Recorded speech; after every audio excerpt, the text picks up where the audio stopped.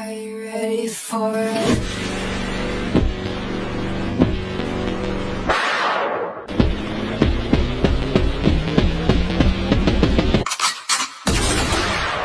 Ya nih si Bagel ganteng banget, apalagi pakai pelawat kayak gini tuh rasanya vibes-nya tuh kayak mas-mas Jawa, bisa digapai gitu.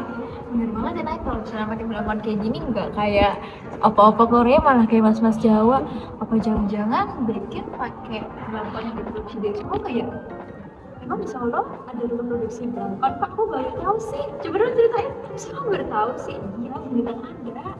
Kalian pada ngapain sih? Kok seru banget? Aku bercerita kan? Ini loh, maksudnya baru ada di Solo. Jadi tempat kita ini sebenarnya tuh emang ada rumah produksi belakon. Ampun, aku loh baru kesana kemarin. Kebetulan aku dapet info dari Instagram tuh. Terus aku kesana, foto-foto, ngobrol-ngobrol sama pengrajinnya. Nah, daripada kita cuma ngobrol-ngobrol aja nih, gimana kalau kita kesana aja? Iya, boleh. Biar kamu juga nggak cuma tahu Koreanya aja. Boleh juga sih, kita ada foto-foto di sana. Betul, tapi kita kesananya nggak cuma bertiga nih. Sama siapa tuh? Siapa sih? Ya karena kita bakal ditemenin sama temen aku. Siapa itu? Temen aku si Bon. Nah, jadi kita bakal kesana mengenal lebih dekat dengan kampung Belangkon bersama dengan si Bon.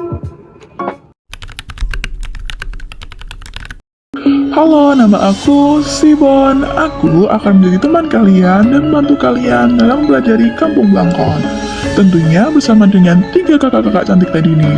So, let's go friends! Halo guys, jadi sekarang kita berada di sentra Blangkon Kampung Potrojayan. Penasaran gak sih ada apa aja di dalam Kampung Blangkon? Yuk ikutin keseruannya. Mau jelasin nih, kenapa kampung ini bisa disebut sebagai Kampung Blangkon? Salah satu kampung di kota Solo yang terletak di Jalan Jamseran, Serengan, Surakarta, merupakan salah satu sentra kerajinan Blangkon yang sudah malang melintang di kancah nasional. Hasil ekspor Blangkon juga sudah tersebar di Indonesia dengan kualitas yang tak perlu diragukan lagi nih.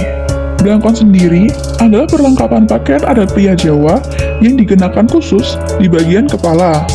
Pada zaman dahulu, Blangkon merupakan pakaian yang hanya digunakan dalam keperluan-keperluan khusus, seperti upacara adat pernikahan dan sebagainya.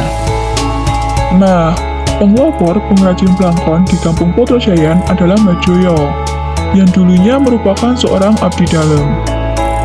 Kini rumah produksi Mbak Joyo sudah dilestarikan oleh generasi ketiga, yakni Bapak Wardoyo dan Ibu Rusmiati. Dulu, sekitar tahun 1991, hanya ada 3 rumah pengrajin, termasuk rumah produksi Mbak Joyo. Namun kini tercatat menjadi 40 rumah produksi. Adanya rumah produksi Blangkon juga memberikan impact kepada masyarakat sekitar, yakni mengurangi tingkat pengangguran, serta meningkatkan pendapatan per kapita warga daerah di sini. Wah, inspiratif ya teman-teman. Nah, setelah tahu nih sejarah Kampung Blangkon Potrojayan, yuk berkenalan dengan salah satu tokoh inspiratif, yakni Pak Ananta.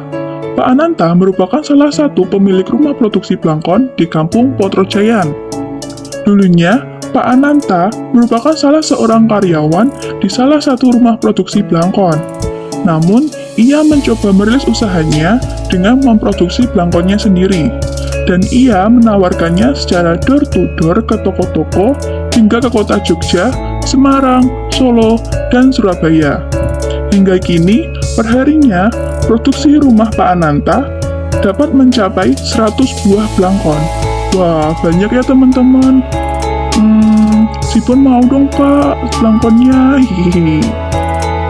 Pak Ananta juga menuturkan bahwa saking banyak pesanan dan jumlah karyawan yang terbatas, sehingga sering stok Blangkon yang menipis. Hayo, siapa nih yang mau bantuin Pak Ananta membuat Blangkon? Kalau si Bon mau sih Pak. Hihihi. Halo, si Bon punya informasi. Jadi, sentra industri Blangkon di Potrojayan ini termasuk salah satu bagian dari Pok Darwis, dan juga pernah mengikuti festival Blangkon di Loji Gandrung. Itu loh, rumah dari wali kota Solo.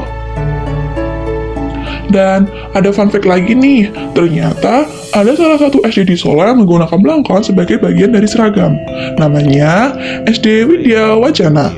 visual. Dan ternyata lagi teman-teman, Blangkon yang digunakan di SD Widya Wacana merupakan hasil produksi dari salah satu rumah produksi di sentra kerajinan Blangkon Putrajaya ini. Wah, keren banget ya!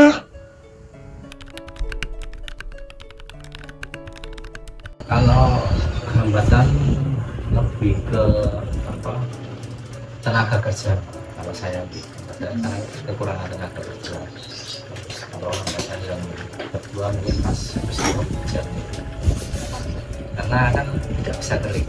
Dan misalnya kalau pas musim panas ini kan ini dicetak besok sudah jadi, kalau pas musim hujan tidak bisa, kan memperlambat apa istilahnya produksi.